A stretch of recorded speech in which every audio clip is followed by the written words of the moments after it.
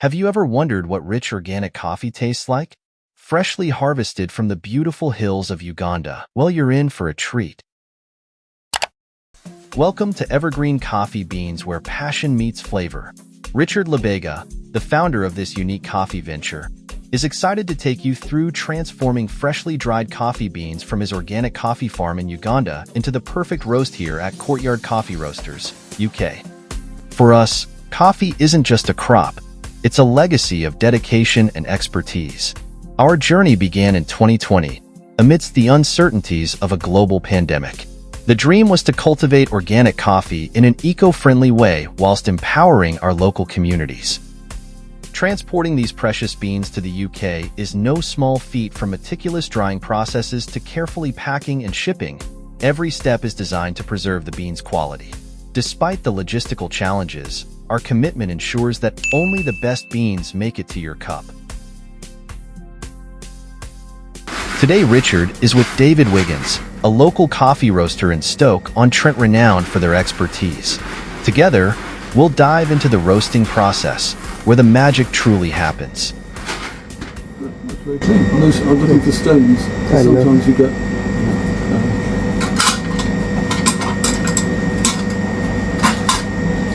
all of these are coffee that I roasted. It's taken about a year, but from time to time you get little bits of, it's probably concrete from the patio where they're dry. And best not to put it through somebody's coffee grinder. I know.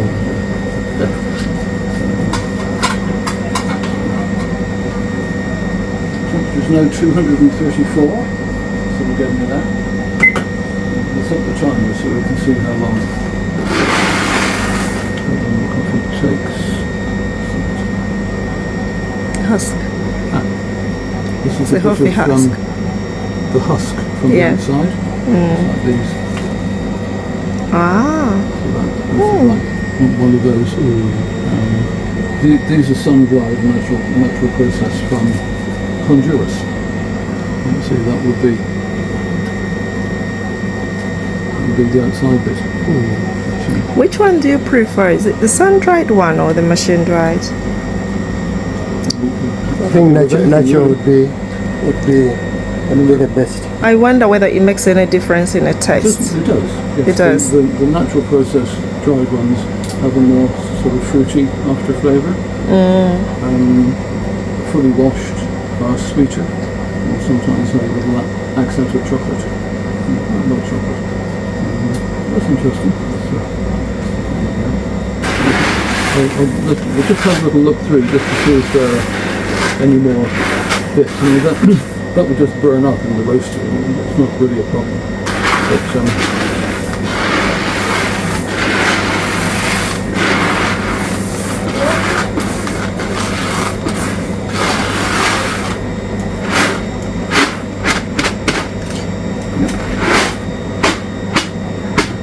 you always get little floury pieces coming off. Yeah. Perfectly normal. So I think this is natural process. So how before? It's 1.6 kilo in that. Almost at 300 degrees, so that's good.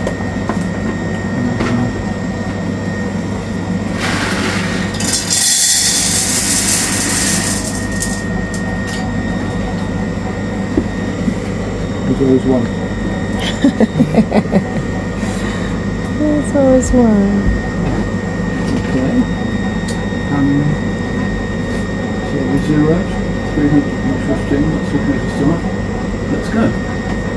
So,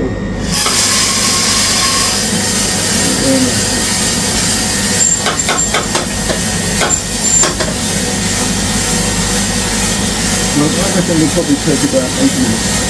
8 minutes. So what's the capacity of this machine at any given time? How many kilos can you put? 2.5 kilos. 2.5 kilos, okay. Or less, not more. Not more, okay. So in industrial terms it's quite small. But this is more like a sort of artisan micro roastery, most commercial book roasters because they have at least it will be 10 kilos, some 25 to 50 To keep up this way. And in terms of the roasting, how do you determine the strength of, because I understand it has levels of strength. So when you're roasting, how do you determine it? You listen out for the sound of the coffee. After a little while, probably about 4 minutes, you'll hear the coffee starting to crack.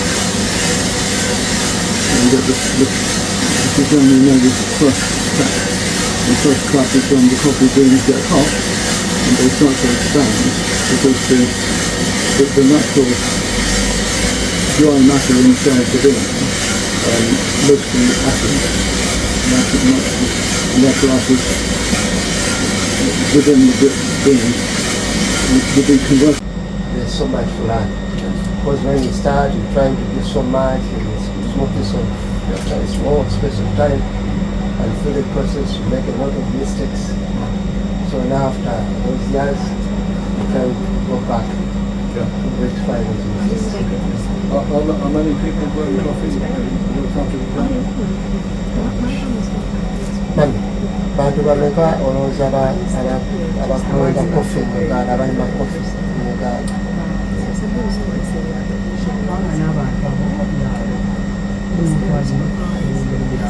Almost on average 70 to 80% of Ugandan people rely on agriculture.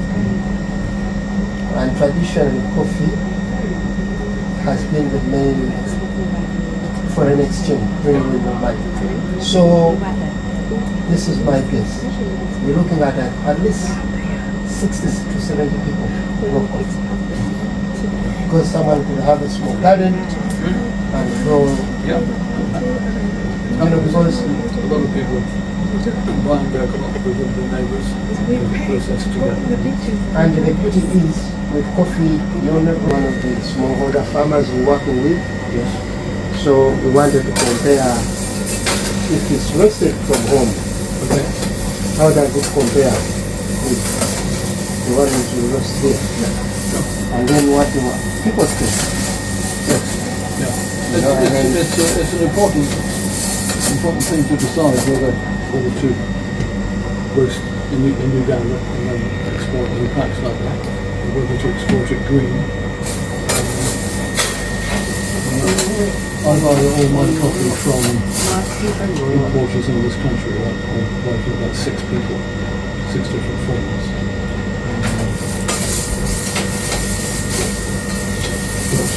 A lot of people are doing direct to trade now.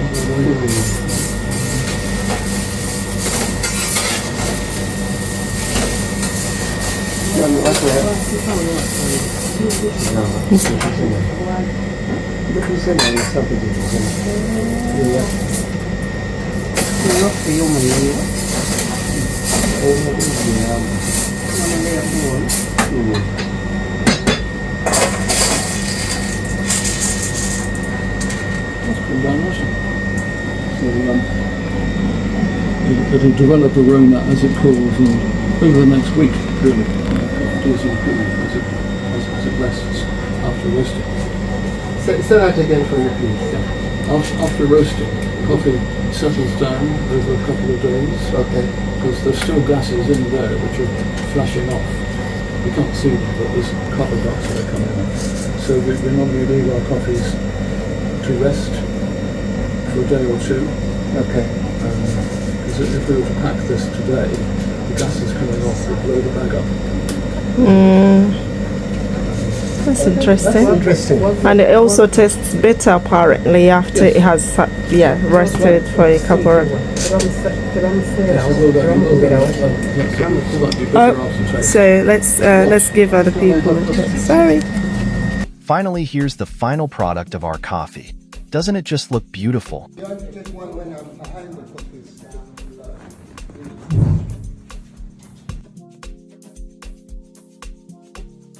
After roasting, we perform a tasting session to evaluate the coffee profile. So it's like and here are some testimonies from some of Richard's fellow entrepreneurs who have had the chance to taste his coffee. Hello everyone, my name's Rich from Order Employment Services, and I'm an entrepreneur, a founder of a business in the UK, and I absolutely love my morning rituals of drinking coffee.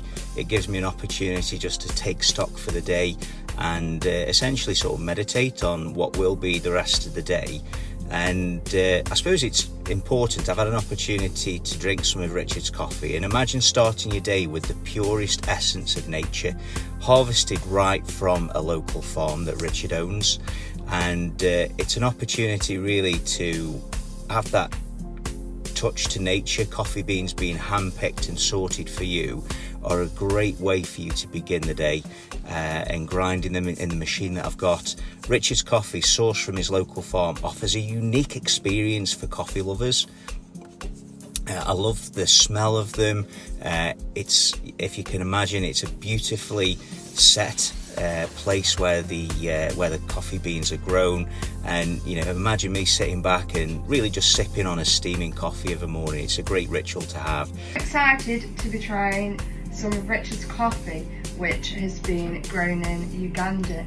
So I like my coffee sweet, so I'm going to add a few drops of this salted caramel. Evergreen Beans, brewing a better world for all.